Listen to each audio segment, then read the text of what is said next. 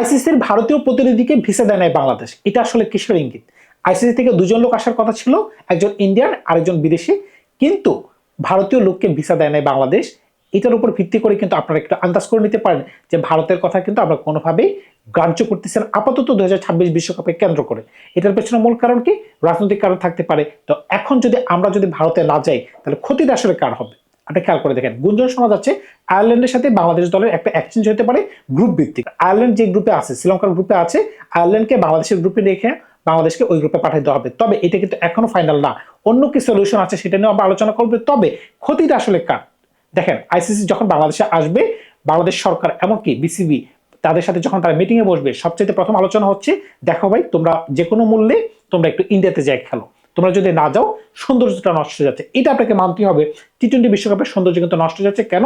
ভারতের দৃষ্টিকোণ থেকে ভারত যখন চিন্তা করবে যে আমরা একটা টি-20 বিশ্বকাপ আয়োজন করতেছি, আমাদের দেশে খেলাই নেই, সুতরাং এটাকে যখন তারা মাথায় আনবে তখন কিন্তু তাদের মনটাই নষ্ট হয়ে যাবে। অন্যদিকে যদি আপনি চিন্তা করেন, যদি বাংলাদেশের 4টা ম্যাচ যদি শ্রীলঙ্কাতে চলে যায়, শুধুমাত্র বাংলাদেশ তো যাবে না, আরো 4টা টিমকেও কিন্তু নিতে হবে।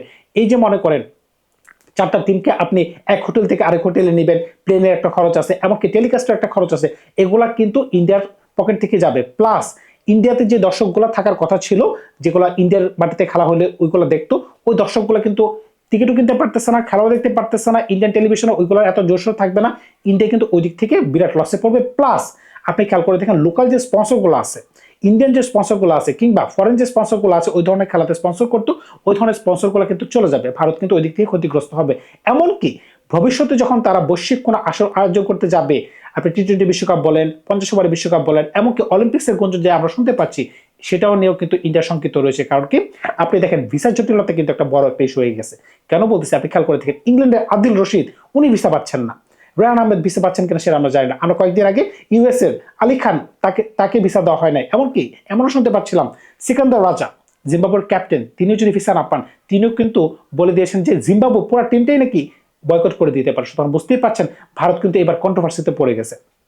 এখন বাংলাদেশের কি কোনো ক্ষতি আছে? বাংলাদেশ যদি ইন্ডিয়াতে না যায়, কোনো ক্ষতি নাই। কারণটা কি? এটা একটা আইসিসি ইভেন্ট। খেয়াল করে দেখবেন, বাংলাদেশ ইন্ডিয়াতে খেললেও টাকা পাবে, এমনকি শ্রীলঙ্কাতে খেললেও টাকা পাবে। তো যেহেতু নিরাপত্তাজনিত ইস্যুতে বাংলাদেশ খেলতে চাইতেছে না, সুতরাং এখানে আইসিসি কিন্তু জোর করার কোনো কারণই নেই। এখন খেয়াল করে দেখবেন, এখন যদি কোনো কারণে বাংলাদেশ শ্রীলঙ্কাতে যায়, তাহলে ইন্ডিয়াতে কোন ধরনের ইম্প্যাক্ট পড়তে পারে খেলাতে? আপনি খেয়াল করে দেখেন, আপাতত 40টা ম্যাচ হওয়ার সম্ভাবনা রয়েছে গ্রুপ স্টেজে। এর মাঝখানে 16টা ম্যাচ ছিল শ্রীলঙ্কাতে, বাকি ম্যাচগুলো ছিল ইন্ডিয়াতে। যদি যদি বাংলাদেশের ম্যাচগুলো ওই জায়গায় ট্রান্সফারিত হয়, শ্রীলঙ্কাতে ট্রান্সফারিত হয়, আরো 4টা ম্যাচ চলে যাচ্ছে, তা 16 আর 4 20 বা 18টা হইতে পারে। আমার জানা মতে 14টা ম্যাচ ছিল, সরি, 14 আর 4 18টা ম্যাচ, 18 আর 22টা, মানে মোটামুটি 50-50 ম্যাচ। মোটামুটি যদি 50-50 ম্যাচ হয়, আপনি খেয়াল করে দেখেন, শ্রীলঙ্কার ম্যাচগুলো এখানে হচ্ছে, ইন্ডিয়া পাকিস্তানের হাই ভোল্টেজ ম্যাচ ওখানে হচ্ছে, এমনকি বাংলাদেশের গ্রুপের মোটামুটি ভালো ভালো দলগুলোর খেলা শ্রীলঙ্কাতে হচ্ছে। ইন্ডিয়ার মাটিতে শুধুমাত্র ইংল্যান্ডের সাথে ওয়েস্ট ইন্ডিজের একটা ম্যাচ, এমনকি নিউজিল্যান্ডের সাথে দক্ষিণ আফ্রিকার একটা ম্যাচ, ওই দুইটা ম্যাচ ছাড়া বড় কোনো ম্যাচই গ্রুপ স্টেজে নাই। খেয়াল করে দেখেন, শুধুমাত্র ওই দুইটা ম্যাচই গ্রুপ স্টেজের 18টা ম্যাচের মাঝখানে বড় ম্যাচ। তাইলে দর্শকরা কেন মাঠে খেলা দেখতে যাবে? স্পন্সররা কেন বিনিয়োগ করতে যাবে? এমনকি ইন্ডিয়ান দর্শক কেন টিভিতে খেলা দেখবে? সুতরাং বুঝতেই পারতেছেন, টিআরপি বাড়লে কিন্তু শ্রীলঙ্কার টিআরপি বাড়বে। এই কারণে কিন্তু ইন্ডিয়া একটু চাপে পড়ে আছে। তাছাড়া যদি কোনো কারণে বাংলাদেশ যদি সুপার 8-এ চলে যেতে পারে, তাহলে কিন্তু ইন্ডিয়ার বিপদ আরো বেড়ে যাচ্ছে। কারণটা কি? খেয়াল করে দেখেন, 12টা ম্যাচ সুপার 8-এ, 12টা ম্যাচ, 12টা ম্যাচের মাঝখানে 6টা ম্যাচ ইন্ডিয়াতে, 6টা ম্যাচ শ্রীলঙ্কাতে। এখন যদি কোনো কারণে বাংলাদেশ যদি সুপার 8-এ চলে যায়, তাহলে কিন্তু ইন্ডিয়ার মাথা কিন্তু আরো গরম হয়ে যাবে। এই কারণে কিন্তু গ্রুপ এক্সচেঞ্জের কথা বলা হচ্ছে। এখন গ্রুপ এক্সচেঞ্জ কার সাথে করা হচ্ছে?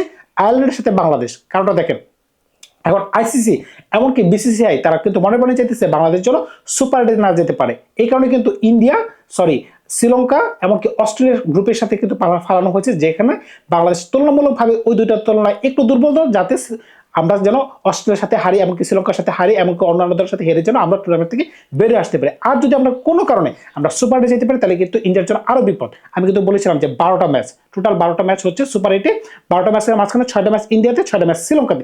আমরা যদি সুপার 8-এ যেতে পারি, আরো 3টা ম্যাচ কিন্তু শ্রীলঙ্কাতে চলে যাবে, 9টা ম্যাচ আর 3টা ম্যাচ। তাহলে আপনি খেয়াল করে দেখেন, ইন্ডিয়াতে কোনো ম্যাচই নাই। বড় ম্যাচের মাঝখানে খুবই কম ম্যাচ, যেখানে ইন্ডিয়া পাকিস্তানের ম্যাচগুলো পর্যন্ত শ্রীলঙ্কাতে অনুষ্ঠিত হবে।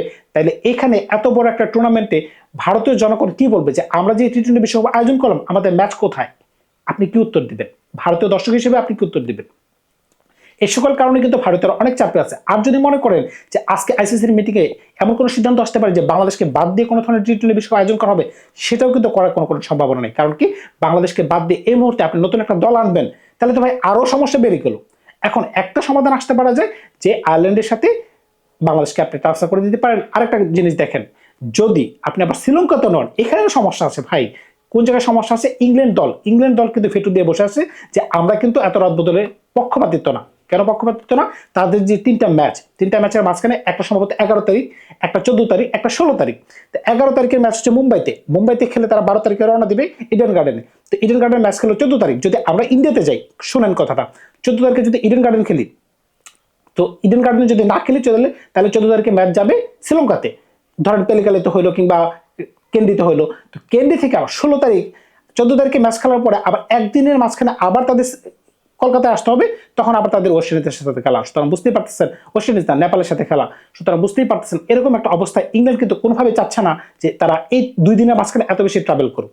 তো এখন আপনি একদিকে রাজি করাতে গেলে অন্যদিকে আপনাকে বেরাজি করাতে হচ্ছে। এখন আয়ারল্যান্ডের সাথে হচ্ছে একমাত্র সলিউশন, যদি কোনো কারণে যদি আয়ারল্যান্ড সরকার যদি রাজি হয়, তবে আমরা গুঞ্জ শুনতে পাচ্ছি আয়ারল্যান্ড মোটামুটি রাজি আছে। কারণ কি, আয়ারল্যান্ডও চাচ্ছে যে টি-20 বিশ্বকাপটা অন্তত সুন্দরভাবে আয়োজিত হোক, তারা খুবই সাপোর্টিভ। এদিক থেকে আমি হেডসঅপ জানাই যে আয়ারল্যান্ড তোমরা যদি রাজি হও তাহলে আমাদের জন্য ভালো, এমনকি ক্রিকেটের জন্য ভালো। ক্রিকেটের জন্য যারা ভালো কাজ করবে, যারা ভালো পদক্ষেপ নেবে, সবসময় আমরা তাদেরকে সাপোর্ট করে যাবো। আয়ারল্যান্ড কিন্তু ভালো টিম ভাই, তারা যেভাবে বড় আসরে বড় বড় টিমগুলোকে হারিয়ে দিতে পারে, এটা কিন্তু সারপ্রাইজিং বলা যাবে না। এটা কিন্তু প্রত্যেকটা আসরে কিন্তু এখন করতেছে, এক আফগানিস্তান, এক হচ্ছে আয়ারল্যান্ড। সুতরাং বুঝতেই পারতেছেন। তবে আজকের মিটিংয়ে কিন্তু ভারত কিন্তু মনে প্রাণে চাইবে, এমনকি আইসিসি মনে প্রাণে চাইবে যেন বাংলাদেশকে বুঝাই শোনায় নিয়ে যেতে পারে। কিন্তু এটা কোনোভাবে সম্ভব না। কেন সম্ভব না? আপনি খেয়াল করে দেখেন, আপনার কাছে মনে হতে পারে এটা ক্রিকেটের দ্বন্দ্ব, আসলে এটা ক্রিকেটের দ্বন্দ্বই না, এটা পুরোটাই রাজনৈতিক ইস্যু। খেয়াল করে দেখেন, 24-এর গণ অভ্যুত্থানের পরে আপনারা যখন শেখ হাসিনাকে আপনাদের দেশে রাখছেন, এই জায়গায় কিন্তু বাংলাদেশের কোটি কোটি মানুষ কিন্তু এখানে আপনাদের সাথে একমত না। কারণটা কি? বাংলাদেশে কিন্তু উনি অপরাধী, ঠিক আছে? তো বাংলাদেশে যেহেতু তিনি অপরাধী, কেন আপনারা তাকে জায়গা দিচ্ছেন? এই যে একটা ইস্যুকে কেন্দ্র করে কিন্তু বাংলাদেশের কোটি কোটি মানুষ কিন্তু ভারতীয়দের প্রতি একটা রাগ আছে। তো এই কারণে কিন্তু এটা একটা রাজনৈতিক পর্যায়ে চলে গেছে। এমনকি 24-এর আন্দোলনের পরে কিন্তু শেখ হাসিনা সরকার আন্দোলন পড়ে যাওয়ার পরে কিন্তু দুই দেশের সরকারের মাঝখানে কিন্তু ওই ধরনের আগের মতো ওই ধরনের ভালো সম্পর্ক নাই। এমনকি ভারতীয়রা বাংলাদেশে আসতে পারতেছে না, এমনকি বাংলাদেশের মানুষ ভারতে যেতে পারতেছে না, এমনকি আইসিসির লোককে পর্যন্ত ভিসা দেওয়া হয় না। এটা একটা কারণ দেখতে পারেন। তাছাড়া যদি দেখেন, শুধুমাত্র খেলাকে কেন্দ্র করে যদি দেখেন, টি-20 বিশ্বকাপের আগেই কিন্তু আমরা যখন আমরা আমাদের দল ঘোষণা করেছিলাম, আমরা কিন্তু ইন্ডিয়া সফরের একটা সূচি দিয়েছিলাম, ইন্ডিয়া যে আসবে বাংলাদেশে। গত বছর কিন্তু ভারতে বাংলাদেশে আসার কথা ছিল, কিন্তু তারা কিন্তু জুলাই অভ্যুত্থানের পরে কিন্তু তারা কিন্তু রিজেক্ট করে দিয়েছিল। আমরা কিন্তু আশায় ছিলাম যে এবছর তারা আসবে, তারা কিন্তু এবছর আসে নাই।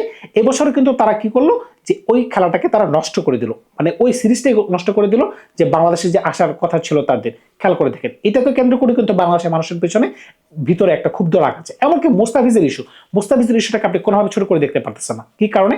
দেখেন, আপনি একটা প্লেয়ারকে কিনছেন, কেনার পরে আপনি হঠাৎ করে বলতেছেন সে যদি খেলে তাহলে দলের মাঝখানে আমরা তাকে নিরাপত্তা দিতে পারবো না।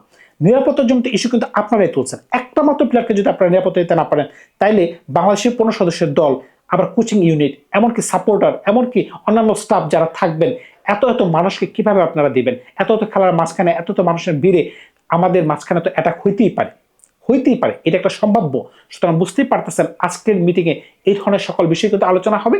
তবে ভারত কিন্তু চাপে থাকবে। আনন্দবাজারে কিন্তু এটাকে নিয়ে রিপোর্ট করা হয়েছে যে বাংলাদেশ চাপে নেই, চাপে আছে ভারত। কারণটা কি? ইন্ডিয়া থেকে খেলা সরে গেলে ভারতের সমস্যা, বরং ইন্ডিয়ার বাংলাদেশের কোনো সমস্যা নেই। বাংলাদেশ ইন্ডিয়াতে খেলেও টাকা পাবে, ভারত খেলেও টাকা পাবে। সুতরাং বুঝতেই পারতেছেন একমাত্র সলিউশন হইতে পারে আয়ারল্যান্ডের সাথে, সহজ সলিউশন, আয়ারল্যান্ডের সাথে ওইখানে গ্রুপ এক্সচেঞ্জ করে বাংলাদেশের খেলাগুলোকে শ্রীলঙ্কাতে দেওয়া। অন্য কোনো সমাধান আপাতত আমার কাছে সহজভাবে দেখতে আমি পাচ্ছি না। ধন্যবাদ সবাইকে, ভালো থাকবে আপনারা। নতুন কোনো গল্প নিয়ে খুব শীঘ্রই হাজির হবো আপনাদের সাথে।